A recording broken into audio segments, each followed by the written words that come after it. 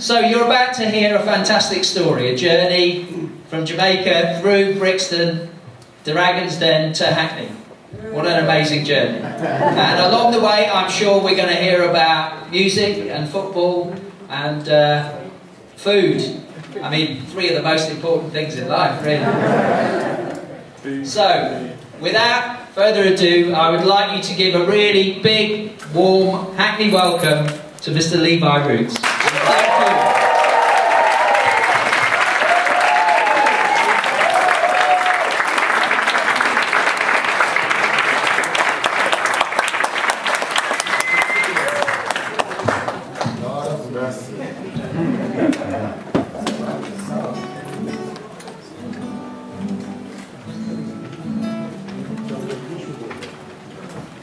Somebody put some music in the food for me and give me some reggae, reggae sauce.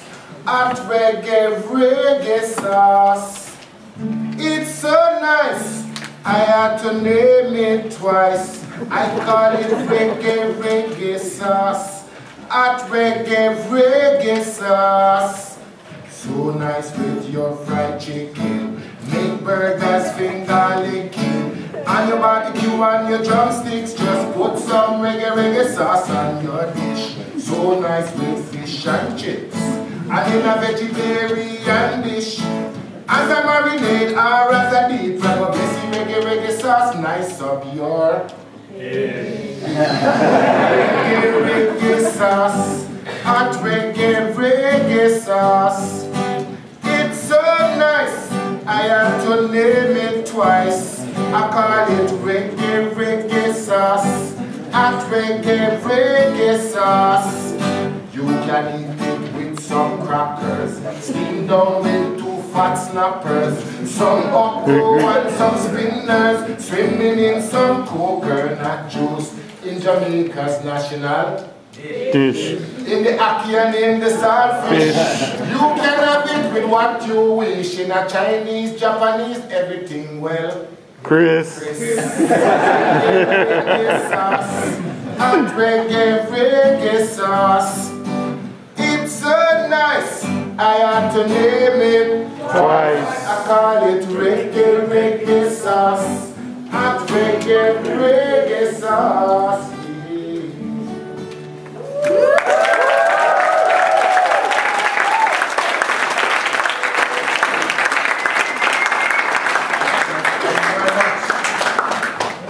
I'm going to ask you guys, if you were in the position of, at the time, Richard Farley, Duncan Bannatyne, Theo Prophetis, Deborah Needham, and of course my 6'7" pet dragon, Peter. If you were in their position at the time when I came up the stairs in Dragon's Den, and be truthful now, and I come up the stairs and you're like, you know, the most richest white guys in the world that does nothing about Caribbean and Jamaica. And a black Rasta man come up the stairs and start singing a song about Reggae Reggae stars. Would you invest? Come on, answer those who invest. You would invest. Well, you know, the truth is, I perhaps wouldn't have invested.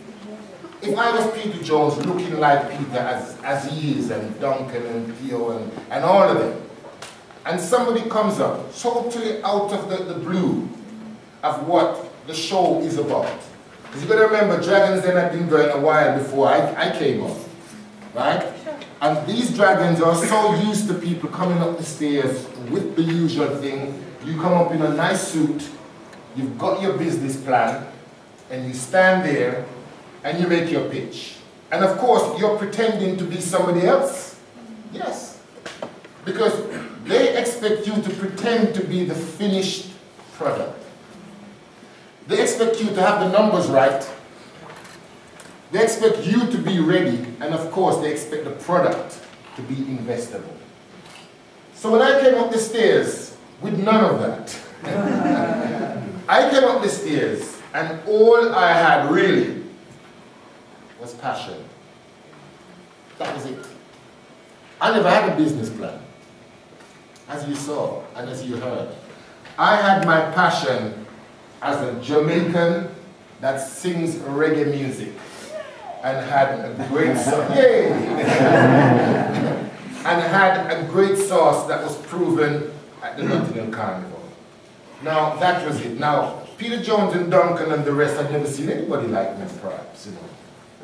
I don't think even anybody in my community had seen anybody like me. Because I remember going around years before trying to sell the sauce in like my local Brixton and, you know, anti-Jamaicans who would always tell me, Levi, don't call the sauce Reggae Reggae sauce. Because it's too black, it's too Jamaican, and it's too Rasta.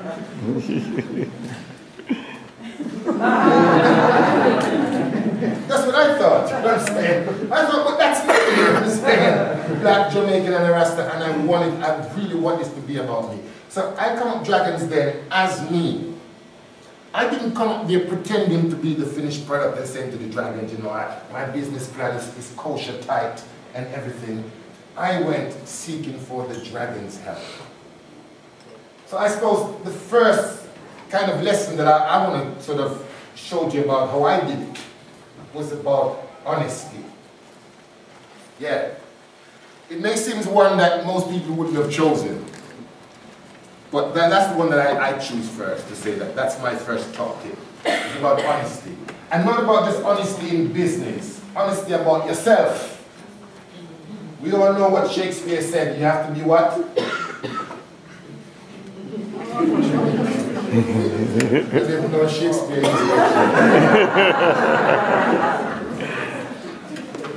Be true to yourself. Be true to yourself, because you will always have to answer the question, was I ready? Was I really ready? Did I prepare my business plan right? Am I ready personally? I think once you've got that idea in the head of what you want to do with the business, because that's the first thing, you've got to know what you want to do. But then, the next thing is about being honest and getting yourself ready for that journey. Many people do have the idea, them have the business plan and them have the support, but them personally, not ready.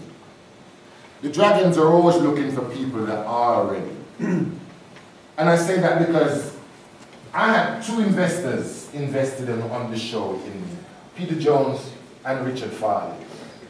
But each investor saw something else. They didn't see the same thing. Because what Peter saw of me coming up the stairs and singing the song was something else than what Richard Farley saw. And I'll explain that to you. Peter saw a scalable range of things that Levi Roots will perhaps be able to do. He didn't just see the bottle of sauce. Never sauce anywhere around. Peter didn't just see the bottle of sauce that I was singing the praises about Reggae Reggae sauce so nice with your fried chicken and all these kind of lyrics that I was coming about. I mean, he saw that, yes, but he didn't really grasp that that was the only thing. He saw that this was an opportunity to do a scalable range of things based around Levi Roots, which is the idea that I had. But my other investor, Richard Farley, I think Richard perhaps just saw the opportunity of Levi and this sauce. Because after all, I went on there with just the sauce. I didn't say that, you know, I've got the sauce, but you know, I'm going to do pizzas, I'm going to do this and that. The investor saw the opportunity. So 18 months after Dragons Den, one of the first things that happened that made me realize that now I'm in big business was when Richard Farley wanted to sell his shares. Because I wasn't ready then. I wasn't ready for one of my investors to want to hop and leave. And then somebody else was going to come in that I didn't know. And at the time, I was very new in business. So quickly, I had to be ready for when these things happen. And it's a good thing that I was ready, because in place, before Dragons Den, I got one of the first things that you should have when you're getting somebody else involved in your business, which is legal advice. I had a great legal advice from somebody, from my lawyer at the time, that said to me, Levi, put something in that protects yourself against the investors. And this is what happened when Richard Farley wanted to sell. 18 months after paying 25,000 for 20%. Do you remember? 25,000, which is like a lunch break to Richard. Not much. Not much. And 18 months after that, he saw the opportunity that, you know, everybody wanted everything to do with Levi Roots. They wanted Levi Roots sauce, your underpants, everything I could have said. And now Richard thought that here's an opportunity for him to do it. After paying 25,000, can anybody make a quick guess how much I had to pay him in 18 months based upon 25,000 pounds? Double. Good shout. Good shout. 50,000, but not enough. That's only a couple. Can we do 3,000? Sorry? 3,000. 3,000, good. But he wanted a bit more than that. He wanted a bit more than that. You remember, wanted $1 million. the sauce was now. Remember, I went $500,000. to Dragons Den and I was boasting. I was saying that Reggae Reggae sauce can outsell Heinz tomato ketchup. What a fool. But can you imagine? The ching that came back afterwards when the sauce was outselling Heinz tomato. Now this is what Richard Farley saw. So he wanted a lot of money for his 25,000 now 18 months because this was it. And I'm going to tell you, he wanted 250,000. Oh my. Wow. That is 3 months. Yeah. Actually, it wasn't too much. I'm going to say that because business is business, and he knew that the business had moved up, and I was ready. I was ready. I was honest with myself because I prepared myself for that by getting, you know, certain things in place. So when that happens, I knew that the business was big enough to buy my shares back from Richard. Wow. So now I only have one investor, which is Peter. And talk about, you know, being honest to yourself and all that. I remember going back before that, going into Dragons Den, and years before, being in an educational institution like this today. And I was talking earlier when somebody asked me about my childhood. And having the acumen to buy back my shares from Richard, but I remember when I first came to this country at the age of 12, I couldn't even spell my name at 14. Wow. And my name only had 5 letters. You know, so when I talk about getting yourself ready, my dream started back then. Yes. I came from Jamaica, from Clarendon to this country and wanted to ready myself. And at 12, at 13, I could just about count to 10. Just about.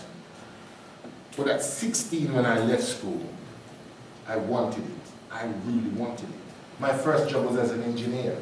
I wanted to set myself, get myself ready in my mind. So eventually, when my time came, I was there ready at the bus stop, ready to be taken forward. You have to get yourself ready. So that's the first thing. Prepare yourself. Nothing can stop you. It doesn't matter where you're from. You gotta remember, look at me.